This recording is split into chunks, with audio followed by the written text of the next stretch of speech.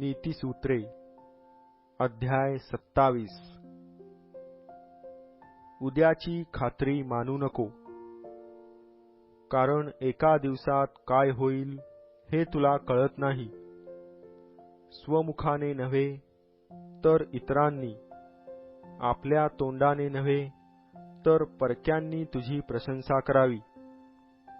दगड जड असतो व वाळू वजनाने भारी असते, पण मूर्खाचा राग ह्या दोहोहून भारी असतो.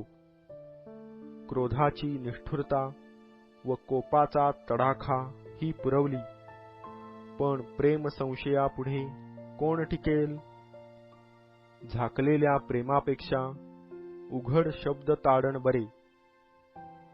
मित्राने केलेले घाय खऱ्या प्रेमाचे आहेत, पण वैरी चुंबनांची गर्दी उडवितो.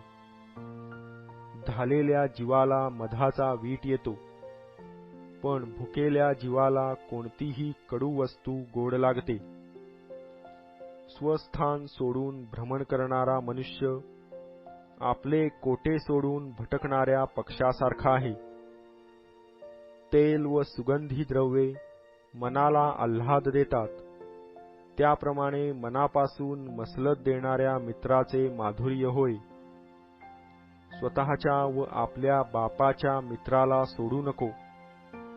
आपल्या संकटसमयी भावाच्या दारी जाऊ नको. दूर असलेल्या आपल्या भावापेक्षा जवळ असलेला शेजारी बरा. माझ्या मुला, सुज्ञ होऊन माझे मन आनंदित कर, म्हणजे माझी निंदा करणाऱ्यास मी प्रत्युत्तर देईन. चतुर मनुष्य अरिष्ट येत आहे असे पाहून लपतो, पण भोळे पुढे जातात आणि हानी पावतात. अनोळख्याला जो जामीन होतो त्याचे वस्त्र ठेवून घे. जो परस्त्रीला जामीन होतो त्याला तारणादाखल ठेव. कोणी मोठ्या पहाटेस उठून उंच स्वराने आपल्या मित्रास आशीर्वाद दिला तर तो त्याला शाप होय असे मानितील. पावसाच्या झडीच्या दिवशी सतत गळते टिपके व कटकटी बायको ही सारखी आहेत. तिला आवरणारा म्हणजे वाऱ्याला आवरणारा होय. त्याच्या उजव्या हाताला तेल लागल्यासारखे होते. तिखे तिख्याला पाणीदार करीते, तसा मनुष्य आपल्या मित्राचा चेहरा पाणीदार करतो. जो अंजिराचे झाड राखितो तो त्याचे फळ चाखितो. जो आपल्या धन्याच्या सेवेला जपतो त्याचा मान होतो. जसे पाण्यात मुखाचे प्रतिबिंब हुबेहूब दिसते, तशी मनुष्यांची हृदये परस्परांची प्रतिबिंबे होत.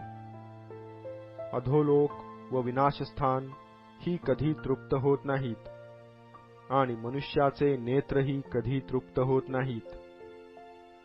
रुपयासाठी मूस व सोन्यासाठी भट्टी तशी मनुष्यासाठी प्रशंसेची कसोटी होय.